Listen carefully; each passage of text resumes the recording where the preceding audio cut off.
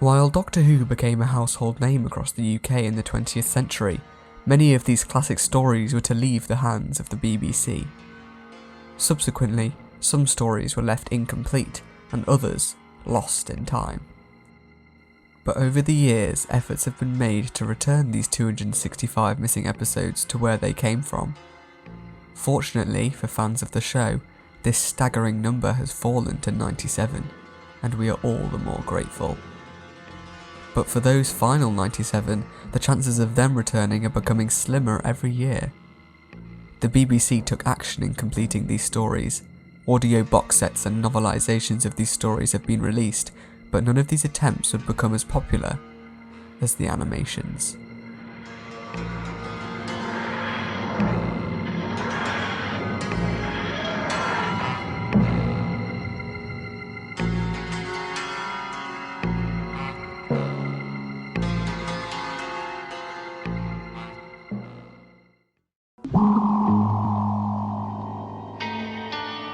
I am by no means an expert on the production of these animations, but when it comes to the regeneration of these lost classics, I find it hard to not be impressed. In this series, I will document the progression of these animations, beginning all the way back in November of 2006, with the DVD release of The Invasion, the third serial in Patrick Troughton's final season as the Doctor. The Invasion was a standout achievement in the 6th season of Doctor Who, and shaped the future of the entire Pertwee era that followed. The story follows the Doctor and his companions in investigating the disappearance of an eminent scientist. They follow his trail to the London headquarters of International Electromatics, the global supplier of electronic equipment run by the formidable Tobias Vaughan. Teaming up with the newly formed unit under the command of Brigadier Lethbridge Stewart, it soon becomes apparent that Vaughan is working to his own sinister agenda. As Cybermen invade in cities all over the world, can the Doctor convince Vaughan to help defeat their plan for global domination? However, The Invasion was not the first officially licensed fully animated Doctor Who story. That title goes to the 2003 webcast, Scream of the Shulker. Animation studio Cosgrove Hall, alongside executive producer James Goss, would together introduce the animated Doctor Who format. And when came time to use the Doctor Who website's budget surplus, Goss and Cosgrove Hall had the experience to step up to the task. The popular serial was initially broadcast in 8 parts every Saturday from the 2nd of November to the 21st of December 1968. The serial's first episode saw its highest UK viewing figures at 7.3 million, but it would be this and the 4th episode that are still missing to this day. At a total of 48 minutes and 50 seconds of live-action runtime to animate, this is notably shorter than Cosgrove Hall's work on Scream of the Shulker. The studio were able to make use of Mark Ayre's reconstructed soundtrack from multiple sources, the best being an anonymous Australian recording of the serial. Initial animation testing was helmed by Steve Mayer, the producer and director of the entire project. It saw one of the only instances in which the Cybermen were to be animated, and was a recreation of the famous image of the Cybermen on the steps of St. Paul's Cathedral. The absence of the Cybermen in the missing episodes was something Mayer voiced his disappointment in. According to John Doyle, the executive producer of the animation at Cosgrove Hall, the black and white nature of the episodes lent a lot to the graphic style of the animation. I mean, it's very obvious these are animated episodes inserted into the live action, and that's the way it is. So we don't apologise for that, we kind of try and creatively make the most of it. The animation process began with rough storyboarding to the soundtrack provided, which led into the design of the characters, and once the animation process started, it was a smooth process from then on in, supervised by lead animator Claire Gray. The animation techniques used were a collection of simple keyframes and distinct kits for each moving part of an animated character. For a handful of sections where the studio wished to capture distinct Patrick Troughton-like movements, they referred to a number of Troughton's work inside and outside Doctor Who, and at one point, John Doyle acted somewhat as Troughton's stunt double, supplying reference movement for the animators. Despite the success of the animation, sales of the DVD were unfortunately not high enough to offset the animation cost for any future collaboration. And so, the future of Doctor Who animation was in the air, and it would not come back down for another 7 years, when the Doctor found himself in the midst of the French Revolution. After the invasion, Cosgrove Hall would go on to animate the televised serial The Infinite Quest, and that would be their final addition to the Doctor Who universe. As the hope for new Doctor Who animations of the lost episodes dwindled at the turn of the following decade, it felt like the future of Doctor Who animation was no longer a possibility. In 2008, after a future collaboration with Cosgrove Hall had been rejected due to expense, 2 Entertain was approached by David Bush of US animation studio Titmouse. They offered to do the work for much cheaper and put together a test trailer of scenes animated from various missing serials. These included The Power of the Daleks, The Moonbase, The Macra Terror, The Web of Fear, and Fury from the Deep. All serials that as of time of recording have, or will soon have, animations of their own. While 2 Entertain decided not to commission anything, the trailer was eventually seen by Ian Levine, who offered to try and raise the money for a full episode reconstruction to serve as a prototype. The episode chosen was Mission to the Unknown, and although completed, this animated version of Mission to the Unknown has never been officially released, although it has been posted on various online sites. Ultimately, in June 2011, 2 Entertain announced that the missing episodes of The Reign of Terror were to be co-animated by Big Finish Productions and Planet 55 Studios. The animation was to be released in January 2013, over 6 years after the animation of The Invasion.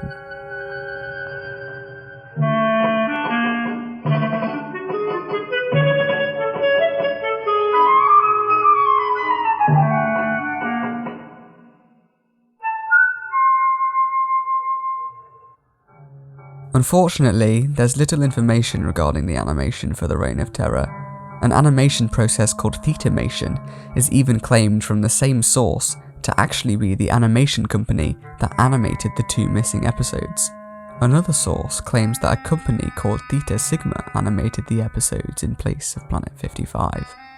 Inspired by the story of the Scarlet Pimpernel, Dennis Spooner, the writer of the serial, used the setting of revolutionary France to weave a tale of secret identity and subterfuge as the Doctor and his companions become embroiled in an underground resistance operation, smuggling would-be guillotine victims to safety in England.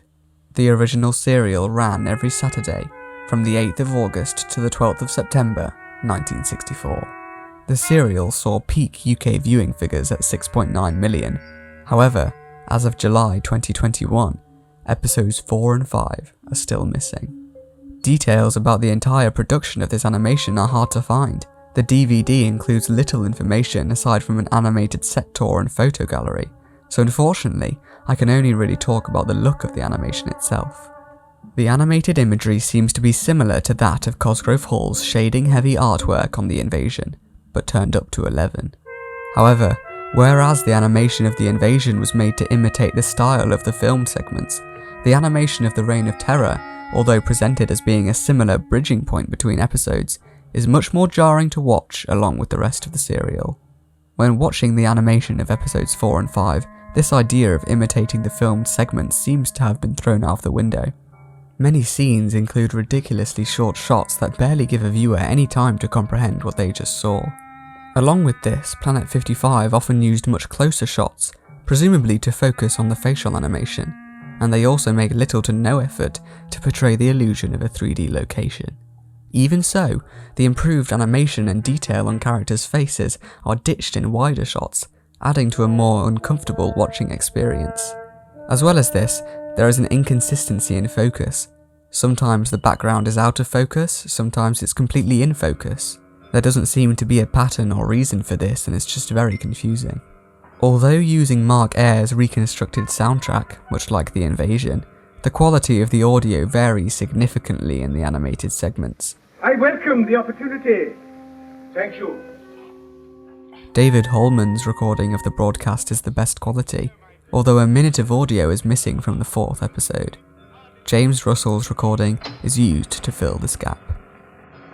Planet 55 would later go on to animate further missing episodes of Doctor Who. However, before any of their subsequent work was to be released, Curious Entertainment animated the popular classic story that introduced the Ice Warriors.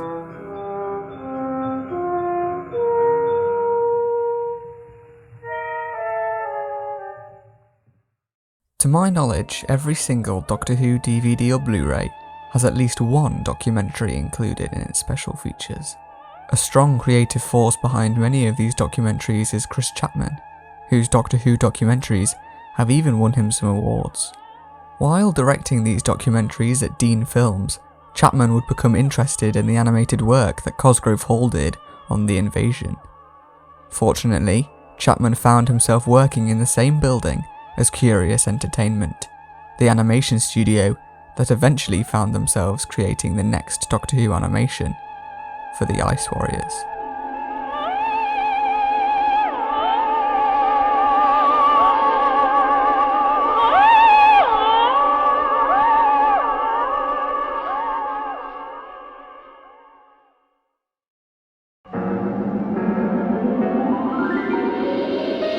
Fascinated by the story of the Beresovka mammoth, writer Brian Hales wrote a story that follows a dedicated team of scientists in a battle to hold the approaching glaciers at bay.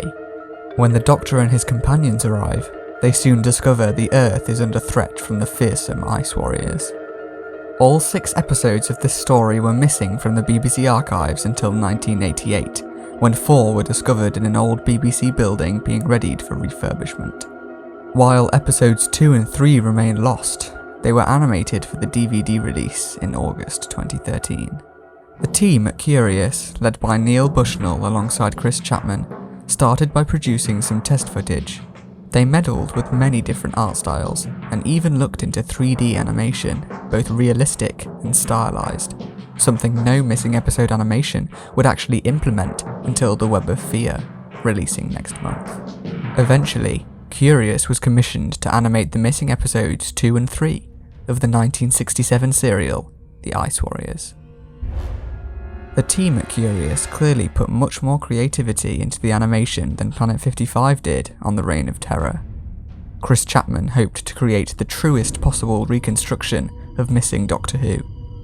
The team at Curious went the extra mile in trying to make it feel as much like 60s Doctor Who as possible. The challenge with this one was to limit ourselves by what would have been possible in the late 60s. What Derek Martinus, the director, would have done on set at the BBC, what the cameras were capable of, what the editing, the live vision mixing, what that would have been capable of. Much like Cosgrove Hall, Curious made use of the shooting scripts that were used on set of The Ice Warriors in order to help them try and mimic the filmed segments. Many missing episodes also have telesnaps, a collection of essentially screenshots of the episode, something that Cosgrove Hall and Planet 55 did not have. These telesnaps were used to their advantage in recreating shots as faithfully as possible. However, the telesnaps and Mark Ayre's reconstructed soundtrack could only go so far. In many instances, it became difficult to understand what was actually going on in the scene without actual footage, and so the team had to sometimes take an educated guess as to what they needed to animate. One focus for the animation was the eyes of the characters.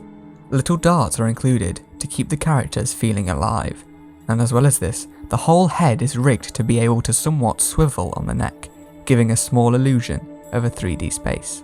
Even so, 3D sets were created, allowing for more creative freedom and a variety of different backgrounds for each scene. The animation itself is easily one of the most influential in the catalogue of Doctor Who animations. Subsequent missing episode animations would build primarily on the style introduced here. However, Planet 55 were likely already working on their next animations, and thus were not able to implement this popular style, as we will see in the animation of one of the most revolutionary episodes in Doctor Who history.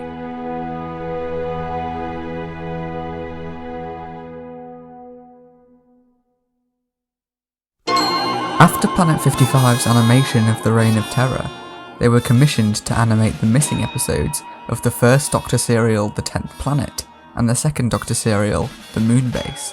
These were likely produced at the same time as Curious Entertainment's animation of the Ice Warriors, with the 10th Planet releasing on DVD less than 2 months later.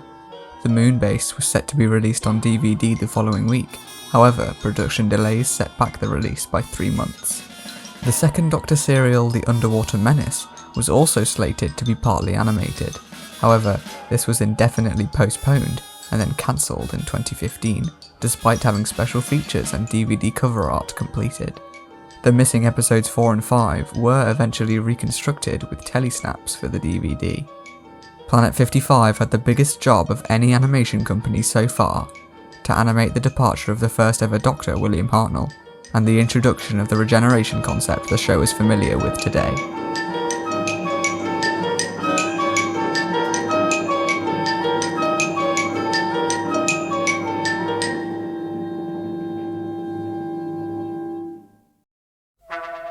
The TARDIS lands in the South Pole in 1986. Coincidentally, Earth's forgotten twin planet Mondas appears to the human race, along with visitors from that world. It's up to the Doctor and his friends to stop the creatures before they convert the Earth's population into similar cyber creations, but the encounter will have a devastating effect on the Doctor. Not long after, the Doctor would encounter these fearsome foes once more in 2070, on the Moon. As the Doctor and his friends are questioned about a mysterious plague aboard a Moonbase, the truth of the deaths are discovered to be at the hands of the Cybermen. These cybernetic monsters saw immediate praise, becoming one of the most iconic villains in Doctor Who history. 3 episodes were animated between these serials: the 4th episode of the 10th Planet, and the 1st and 3rd episodes of the Moonbase. Unfortunately, much like the Reign of Terror, there's very little information on these animations. It looks like to me that Planet 55 had no incentive on documenting the creation of these animations. Fortunately, for those who, like me, were not a fan of Planet 55's work on the Reign of Terror, there does seem to be a notable improvement here. Perhaps the telesnaps of the episodes helped the animation team in more faithfully recreating the direction of both stories. Gone are the uncomfortable episodes from the Reign of Terror, and in come Planet 55 at what some may consider their best. It's hard for me when watching these episodes to not keep remembering the Reign of Terror, but even I have to admit that these animations, especially for the Moonbase, complement the surviving episodes extremely well. In terms of the 10th Planet, it's hard for me to decide whether or not to watch this animation in place of the alternate reconstruction. A handful of 16mm footage does exist, including Hartnell's regeneration, making it seem a bit odd to watch the animation over the classic performance. I think, albeit for a niche audience, a combination of the two could potentially work, intercutting between animation and live action, although it would be hard to tell whether it would take away from the enjoyment of the episode. The cutaway to Geneva included in the episode seems to have a different background to the original telesnaps, and, as well as the Moonbase, many shots of some characters are reused in order to decrease the budget. The Moonbase itself easily benefits from the animation from Planet 55. It can be jarring to begin watching a partly animated Doctor Who serial where the first episode is animated. It can feel like by the second episode, you're relearning the surroundings and the characters involved. Fortunately, Planet 55's faithful reconstruction is mostly successful in reducing this effect. Many of the telesnaps from this serial aren't completely matched up in the animation, however this is only minimal. The majority of the changes are from wide shots to close-up shots, allowing the team to skip out on animating complex leg movements. The reveal of the Cybermen is also pushed back later into episode 1, holding the suspense for a more satisfying cliffhanger. Hey, this is Editing Sam. I realised that when watching this all back, I don't really talk about the animation that much, but that's really because there isn't that much to say. A lot of the stuff I talked about the animation, I kind of said in my Reign of Terror video, and for the most part they haven't really changed that much. It's obviously a massive improvement, but the art style itself is generally the same. On the topic of the Reign of Terror, I think, to my knowledge, they only had half the time that they kind of requested or wanted to do the animation for the Reign of Terror, so that's another reason as to why some people like me aren't a fan of it. Like, it's not their fault. They did what they could with the time frame that they were given, and that's just not their fault. But I just wanted to add that in as a little Yeah, back to recording, Sam. Planet 55 wouldn't release another Doctor Who animation until 6 years later in 2020. However, by that time, they had changed their name to Big Finish Creative. In this 6-year gap, there would be 4 missing episode animation projects, beginning with the heavily debated Power of the Daleks.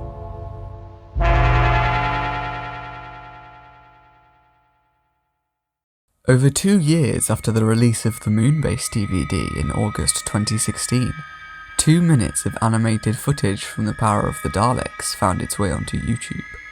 Speculation arose around the supposed leaked footage, especially due to its professional nature and that the BBC had it removed within 48 hours. A month later in September, the BBC confirmed the production of an internally produced, fully animated version of The Power of the Daleks for release in November, 50 years after the serial's initial broadcast. Come in and meet the Daleks. What?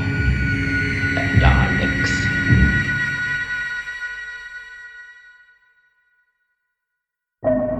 The TARDIS brings Polly, Ben, and the newly regenerated Doctor to a colony on the swamp planet of Vulcan. Soon after arriving, the Doctor witnesses a brutal murder. Meanwhile, in another part of the colony, an ancient crashed space capsule has been discovered in the swamps. The colony's misguided chief scientist opens the capsule and discovers a group of strange metal creatures inside. The decision to produce an animated production of The Power of the Daleks was not spontaneous. The idea began all the way back in 2006 after the first missing episode animation of the invasion. A short section of animated test footage was produced by Cosgrove Hall around a scene from the end of the story's first episode. This footage was produced by John Doyle and animated by Steve Mayer, both returning from the invasion. The test footage was well received. However, for unknown reasons, the project never went ahead. It certainly would have been interesting to see the studio that began it all have another go at a missing episode animation, but it seems that the 6-episode runtime was too much of an ask on such a small budget. After another false start, with David Bush and US animation studio Titmouse as mentioned in my Reign of Terror video, The Power of the Daleks was subject to yet another round of test footage. In around 2012, Australian studio Theta Sigma was successful in leading to renewed work on Doctor Who animation projects, but not on The Power of the Daleks. When BBC Worldwide, which I'll be calling BBC America from now on, began a more formal and thorough look into the feasibility of larger scale animations in early 2015, it was decided that such discussions were to be strictly confidential. The working group was codenamed Project Wentworth to avoid suspicion. Project Wentworth, unsurprisingly, never led to any actual footage. However, meetings were held with animation companies across the spring of 2015 to discuss what could perhaps be accomplished. One such meeting involved Charles Norton, the future producer of the animation. The project's objective was for any new animated episodes to be produced in full colour, but would otherwise be faithful reconstructions of the original episodes. Unfortunately, following submissions of formal budget projections, the project was once again quietly shelved for the time being. After the success of an equivalent animation of the UK show Dad's Army in February 2016, Paul Hembry and Charles Norton began to discuss follow-up projects. Eventually, Doctor Who came back into the picture, considering one-off episodes like the Web of Fear episode 3, but eventually landing on The Power of the Daleks once more. It took a period of several months until Paul Hembry was able to return with the go-ahead in May 2016, but before then, test animation featuring the Doctor and the Daleks was produced in March. Initially, the team projected that they could complete all 6 episodes within 10 months, but partway through the production, they were told that it had to be done in 5, to be in line with the 50th anniversary of the episode. The importance of this animation is undeniable. It was the first ever post-regeneration story. It was the first animation to be released in a 16:9 aspect ratio instead of 4:3. It was even the first animation to receive a proper HD master, as well as the first animation to receive a colour version, albeit late into production. However, the most important part of this animation is the fact that it was the first completely missing serial to receive animation for all its episodes. Previously, likely due to budgetary reasons, animations were limited to serials with only 1 or 2 missing episodes, but now with increased funding from BBC America, the field of choices had increased. The project was always conceived as a black and white animation. The inherent black and whiteness of the power of the Daleks was important to the production team. However, there was a concern for a brief time over American audiences. The team felt that there would perhaps be an expectation from the US market for a full colour production. The colour version that was eventually produced is notably controversial. BBC America were not able to finish the colour version in time for the DVD release, and so it was only released on the limited edition steelbook. Both versions were released on the BBC store, but this site is now defunct, so due to the steelbook being extremely bloody expensive, I have limited footage of this version. However, from what I can tell, the colour version was effectively just colour tints painted over the top of the black and white version, and does not work as well. Production of the animation ended with Rob Ritchie and Charles Norton in the early hours of the morning in a car park near Canary Wharf. None of the team were entirely happy with the result. There are large parts of episode 1 that Norton claims to be just rough keyframes jumping about with no in-betweens. Time was tight for the team. As soon as a shot came in, it had to be passed straight up the line for compositing. There were no second takes. The 2016 release pretty much ended up as just a series of first takes, which just about got across the story. Charles Norton gave an example of this in Lesterson's mental breakdown in episode 5, stating that there was no time to animate him traditionally, and instead had to use component kits for the character. Norton then goes on to explain all the problems in this part alone. The character shouts and yet his lips barely part, his arms don't move with his shoulders, even his hands aren't touching any of the things they're supposed to be touching. The shot of him flailing around in front of the Doctor's cell clearly needed a lot more work, with some more time spent redrawing the whole upper body area, but that would have thrown the team off schedule by more than a week, something they couldn't afford to do. And so, it just went out as it was.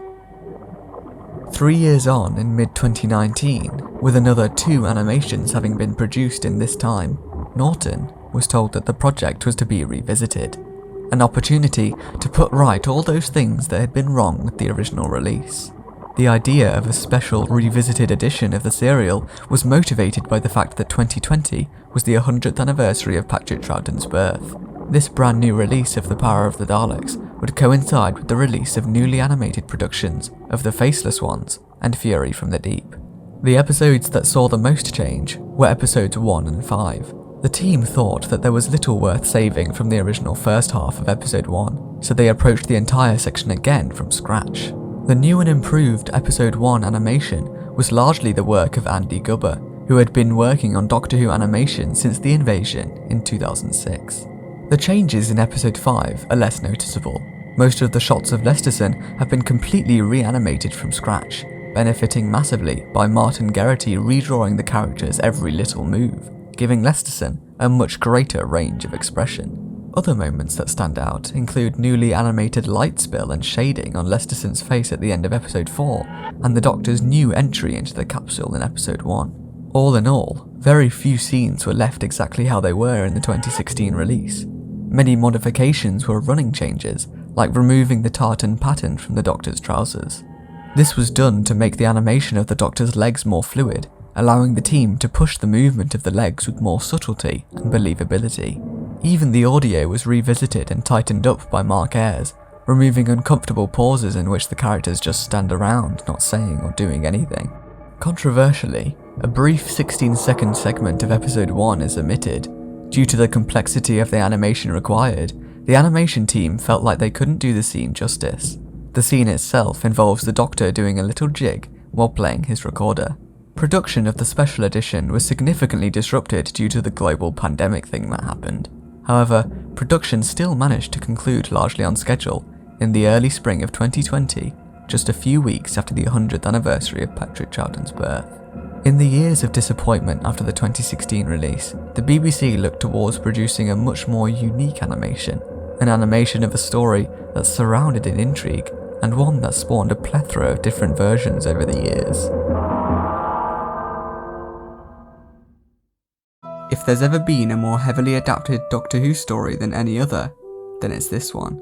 Shada has been through version after version since its production in 1979, in which a combination of rampant inflation and union strikes halted production partway through filming.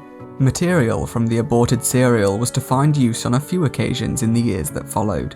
Some short film extracts were recycled in scenes for the 20th anniversary serial The Five Doctors in 1983. However, it would not be until 1992 that any substantial parts of Shada were publicly released on a special VHS. Enter the 21st century, and this serial would see 3 separate animations, the most prolific of which would be the 2017 restoration that saw the original cast return to fill in the blanks.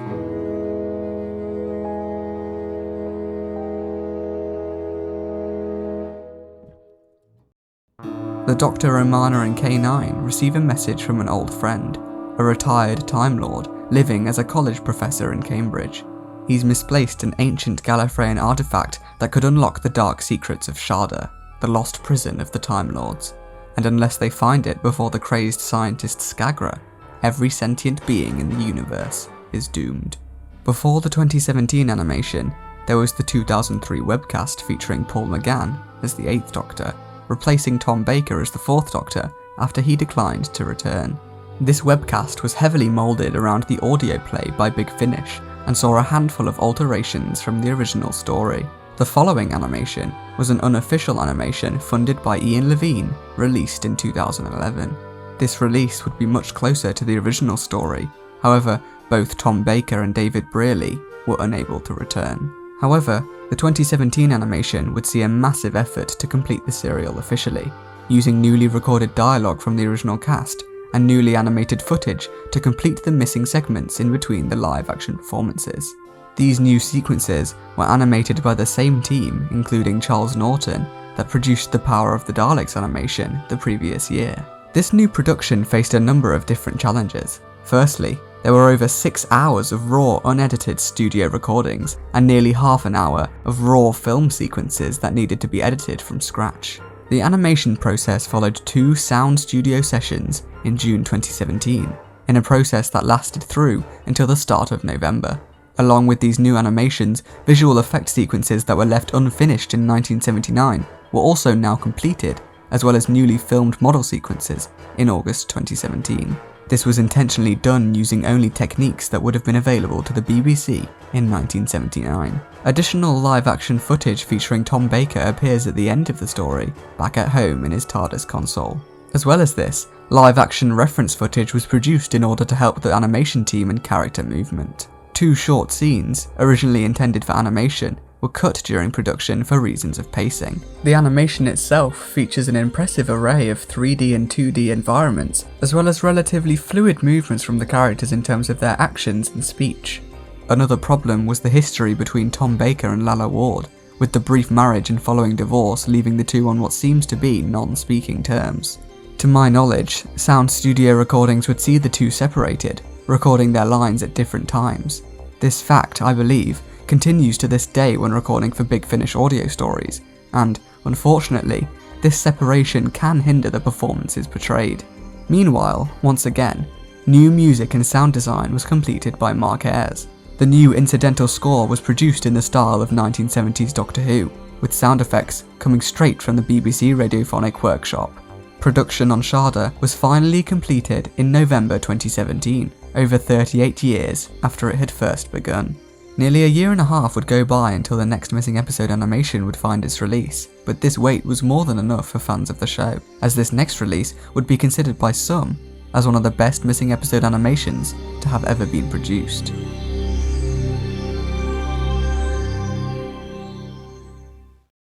With the exception of a handful of film fragments and off-air audio recordings, nothing of the original 1967 broadcast of the Macra Terror exists in the BBC archives, with the last known set of film prints appearing to have been destroyed around 1974. In spring 2018, the same team at BBC Studios behind the previous 2 animations began work on a newly animated production of the entire 4-episode serial, making use of animation facilities at Sun and Moon Animation Studio in Bristol, as well as the Toon Boom Harmony animation software.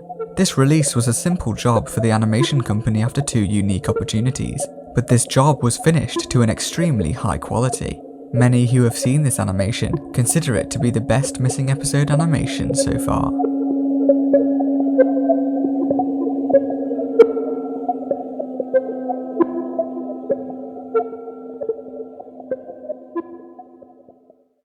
The Doctor and his companions arrive on what seems to be a happy and carefree colony in the far future, but behind this cheerful exterior, the colony has been secretly infiltrated by a race of giant parasitic creatures called the Macra. Prior to the project being formally commissioned, a short animation test of a scene from the 3rd episode of the serial was produced in March 2018. This helped in investigating the feasibility of mounting the production in full. The Macra Terror itself saw the debut of a new title sequence for Doctor Who. This title sequence saw a new HD master, colorization, animation, and widescreen implementation on this release. The animation saw a handful of alterations as listed on the Doctor Who wiki. A notable change includes the added pre-title scene, shown in black and white, portraying the ending of the Moonbase. Additionally, there were a couple continuity changes and removed sequences, as well as the final sequence being replaced with a tonally similar ending to the New Who episode Gridlock. The Toon Boom Harmony animation software used was simply an upgrade of the same software used on animations such as the 10th Planet and the Moonbase. Rather than using hand-drawn techniques like in the Moonbase, or more puppet-based systems like in the Power of the Daleks, the team were able to develop an intricate master controller system. This rigging method allowed more flexibility and customization that can give the illusion of it all being done by hand. Its release in 2019 saw massive appraisal. Many people agreed that this animation was the smoothest and most good-looking of all the animation releases so far. The colour, lighting and movement were simply able to build upon everything learned from the previous animations, with this animation software allowing the team to be as creative as possible. Included on the Blu-ray is also a bonus mini-episode featuring an abridged animated version of the Wheel in Space Episode 1, which utilised 10 minutes of the surviving audio. This mini-episode saw its premiere the year before, at the BFI's Missing Believed Wiped event in December 2018. By the time of the Macra Terror's home media release, work on the following missing episode animation was already underway, with a small dedicated team working across the UK to tell the story of the Faceless Ones.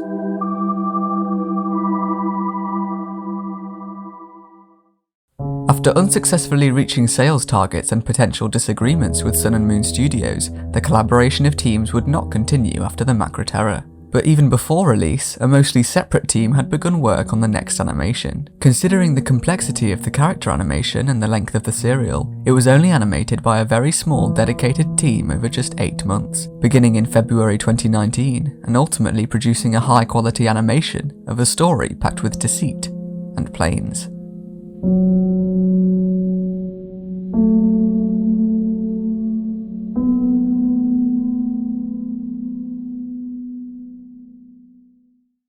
The Doctor and his companions find themselves at Gatwick Airport. They quickly stumble upon an alien plot centering upon the mysterious Chameleon Tours, a low-price holiday company whose young passengers have been vanishing in unexplained circumstances. The BBC archives retained their original film recording negative of episode 1, and that film master remains in the BBC archives today. However, none of the other 5 episodes were formally archived. The last known set of film prints of episodes 2, 4, 5 and 6 were destroyed by the BBC sometime around the end of 1975, as they were judged as no longer being of any further commercial or public interest. In 1987, after alternative audio-only recordings of these lost episodes had been unearthed, an original film print of episode 3 was donated back to the BBC archives from a private film collector who had acquired it from a specialist car boot sale in Buckinghamshire some years earlier. However, 20 seconds of material is missing from episode 3 due to damage to the print. This had followed a short film fragment from episode 2 being discovered. Adobe Animate was used for the 2D animation of this production. Animators drew up Martin Geraghty's designs in their software, dividing them into significant body parts and creating a library of these shapes to share. A combination of these pre-drawn elements and many new ones were used in a mix of puppet-like and traditional hand-drawn animation to bring these designs to life. Despite episodes 1 and 3 existing in the BBC archives, due to BBC America's demands, all the episodes have an animation. A couple dating errors as well as an animation mistake involving Nurse Pinto can be seen on this release. Unlike the Macra Terror, Anne-Marie Walsh, the director of this animation, sought to create a much more authentic rejuvenation of the 60s serial. This meant that cuts in the original story were minimal, as well as the animated camera rig tending to be more static and truer to that of the original production. Despite many fans agreeing on the Faceless Ones animation being a slight decrease in quality compared to its predecessor, there was still generally positive reception after its release in March 2020. In many ways, fans praised the more 2D and stylistic artwork of this release. The Faceless Ones was the first Second Doctor animation to be released in celebration of the 100th anniversary of Patrick Troughton's birth. The following release was the revisited special edition of The Power of the Daleks in July. Following this would be a small change of form for Doctor Who animation, as another animation team would tackle the regeneration of Fury from the Deep. Deemed to be of no further interest, the original videotapes of Fury from the Deep were wiped around late 1974. Around the same time, BBC Enterprises withdrew it from international sale, subsequently junking their own 16mm prints. As a missing Doctor Who serial, Fury from the Deep acquired a reputation as a lost classic, and along with those that came before it, it was destined for animation. But did this unique story achieve the high quality animation it seemingly deserved?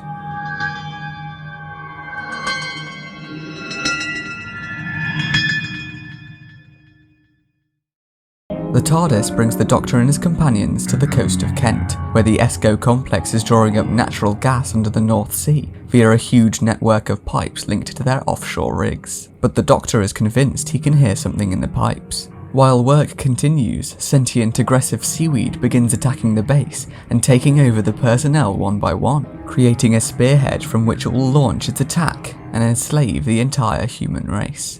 With a production spanning 4 nations that got hit at the height of animation by a global pandemic, it seemed to be a difficult time behind the scenes. Pre-production and post-production took place in Australia, while a large extent of the animation was done at Digitoon's Media and Entertainment in India. Other behind-the-scenes areas were covered in the UK and the United States. The team leading the animated reconstruction were none other than Big Finish Creative, previously Planet 55. Gary Russell, one of the producers behind the animation, saw little point in trying to recreate frame by frame what was seen in the 60s. He sought to enhance and adapt and perhaps get closer to what the original creators might have liked to achieve if they had the means to do so. Production started with a focus on character packs and designs. Episode 1 of this serial sees over 3/4 of the 20 or so characters in the animation, leaving the team with less time to produce all the character packs necessary. Following this, discussions were held to decide what rigs were needed to be made for them to complete all the shots and actions they hoped to produce. These included head turns, phonemes, expressions, and an 8-point turnaround. Some extra characters who did not speak fortunately did not require the time to create a phoneme mouth sheet. A technical challenge that arose was the extensive amount of foam in the serial. It was important to the team and Luke Marcatilli that the foam physics were realistic and as close to the original serial as possible, in order to not alienate the viewer.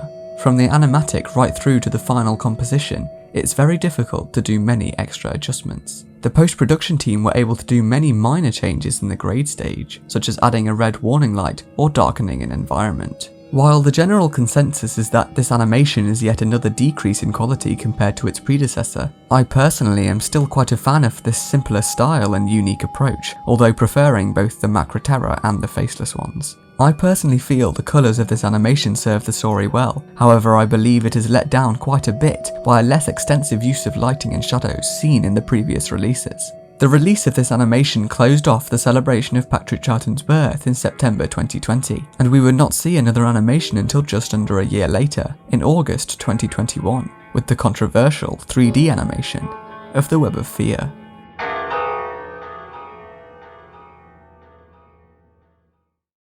For many years, all that remained of The Web of Fear was the first episode. Then, courtesy of Philip Morris in 2013, 4 more missing episodes were unearthed. However, all 6 episodes were found. Episode 3 went missing before shipment, with Philip Morris believing it to have been sold at a private sale. A DVD release was eventually put out, once the hope of finding this missing episode once again had dwindled. In 2020, after completing work on Fury from the Deep, Big Finish Creative immediately began proper discussion on what to do next. Gary Russell and executive producer Russell Minton considered revamping the 2014 DVD release, which had no bonus material on it.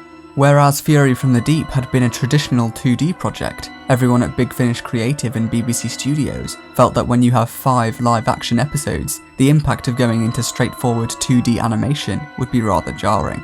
Enter Shapeshifter, an Australian studio who had already begun developmental work on their new system of mixing motion capture with 2D skins. The next step for this process was to enter the world of 3D, but was Shapeshifter Studios' first foray into new technology successful in producing the less jarring animation that Gary Russell hoped for?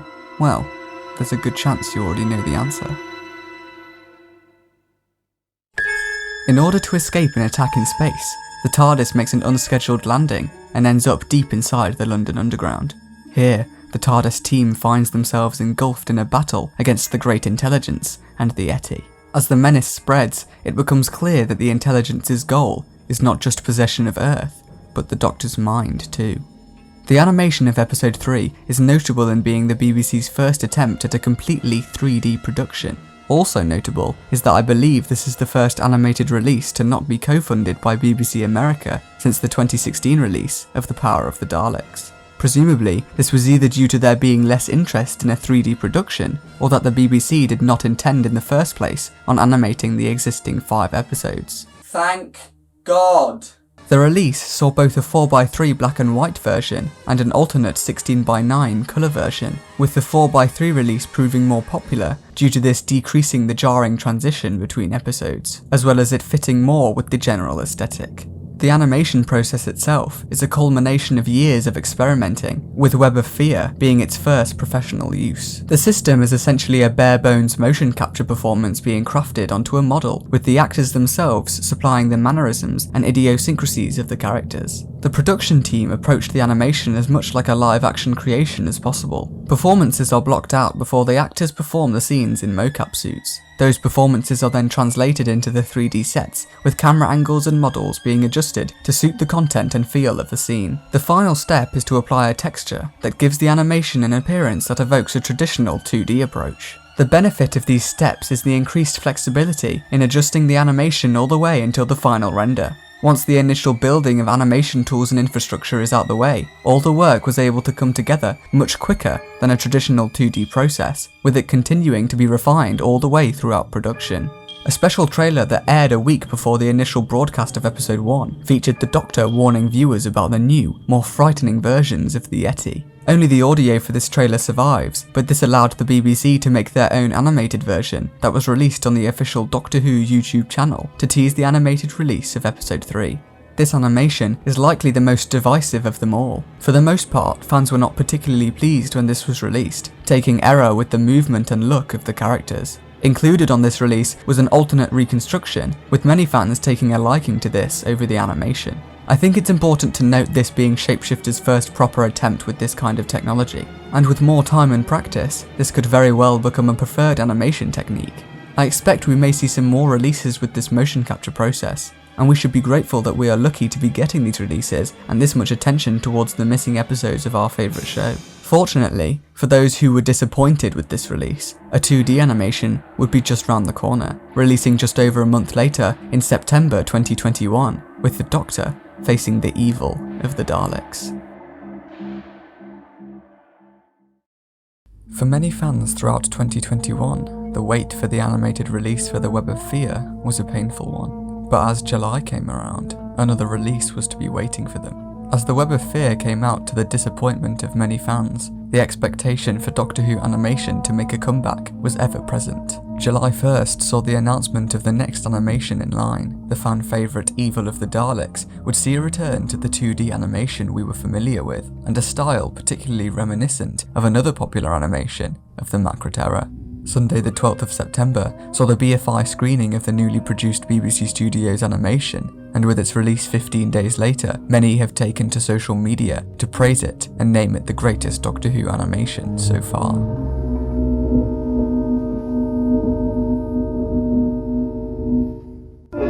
The TARDIS has been stolen, leaving the Doctor and Jamie stranded on 1966 Earth. The duo's investigations lead them to a mysterious antique shop where they are quickly kidnapped, and the Doctor is forced to come face to face with an old enemy.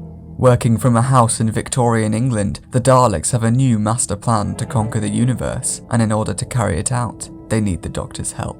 On the 17th of July 1969, roughly a month after Troughton's departure in the War Games, a batch of wipe or junk authorization forms were issued by BBC Enterprises. Included in this order were episodes 1 to 6 of Evil of the Daleks. Despite this order, it's highly likely that the first 6 episodes had already been wiped at this point, but if these episodes somehow survived the previous order in August 1968, they certainly didn't this time round. Although there was hope that the 7th episode could have in fact survived these junkings, an order was made under 2 months later, which included it, among the likes of many other Troughton stories. Years later in 1987, Paul Venesis received a call from someone claiming to have the Faceless Ones episode 3 and the Evil of the Daleks episode 2. Although there were complications, these claims did eventually become true, and the BBC were able to make 16mm film copies of both episodes in May 1987, and again in March 1994. To date, this is the largest animation of Doctor Who. Previously, up to 6 episodes were animated for a respective serial, but this story had an added 7th episode, with only the 2nd episode remaining in the BBC archives. Unlike the Web of Fear before it, this serial would be completely animated, likely showing BBC America's continued involvement in these projects. The Dalek rig in this release had a modelled aperture iris that had its own controller, allowing for more character in the Daleks. This was a change to the power of the Daleks' irises, which had a simple animation of a circle getting bigger and smaller. In scenes involving the Dalek Emperor, Rob Ritchie toyed with the idea of having signal light pulses going to and from the Emperor, before deciding this was too much of a distraction and took focus away from the main subject. Additionally, Anne-Marie Walsh requested having Skaro graded blue. Some other options were offered, however the final product used none of these. Some earlier tests even had much more warmer light. 3D modelling would also see a much more prominent comeback to create more environments and objects when compared to the Macra Terror. This mix of both 2D and 3D, seen also in Shada, can give a much more realistic and grounded approach to a story. I noticed a small continuity error in which the cigarettes that the Doctor picks up in episode 1 are still there even after he moves them. The Evil of the Daleks was one of many pitched by Curious all the way back in 2011, and now, 10 years later, Doctor Who fans would be able to experience this story in a whole new light. However, even before its home media release, the hype for another animation had begun. The first Doctor was to be animated again, for the first time since 2013's The 10th Planet, in the animation of the 4-episode serial, Galaxy 4.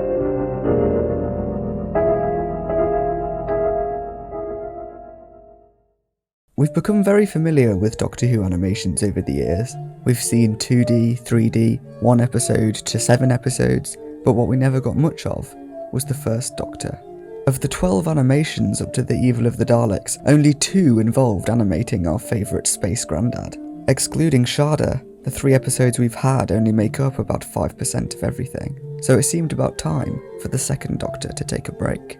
8 years, 2 months and 22 days after the animation of the 10th Planet episode 4 was released on the Regeneration box set, a teaser for the next missing episode animation was put out, with the release of this animation coming 2 months later and seeing the return of William Hartnell in animated form.